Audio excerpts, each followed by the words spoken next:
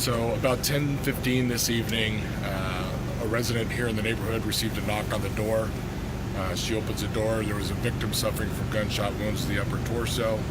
Stated he had just been shot to call 911. Our officers responded to the scene.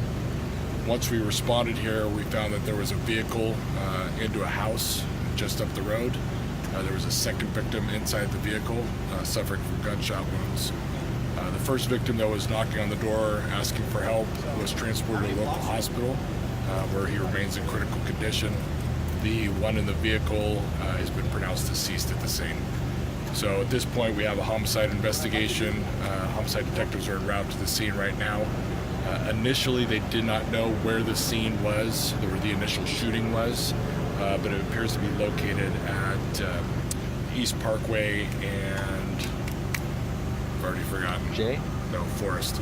So the scene is located at East Parkway and Forest Parkway. So we have two scenes that are about 8 blocks apart from each other. Both will be processed when investigators get here. We have no description of a suspect and no motive at this time. The only thing we know, obviously, is both the victims are 24-year-old males, both the deceased and the one that's at the hospital right now. But we don't have a whole lot of information. We didn't have initial calls of shots fired over in the area of Forest Parkway.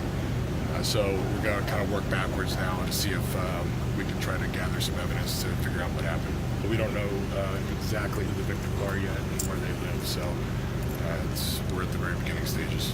The Sacramento Police Department had a shooting around the same time, not too far from here. So initially we did not know if the victims were tied to their shooting because we didn't have a scene yet. But it appears that our scene is within the county. Their shooting is separate, so that's why you probably saw multiple agencies here initially. It wasn't until officers got here that they found a car through another house, and they happened to be connected. So.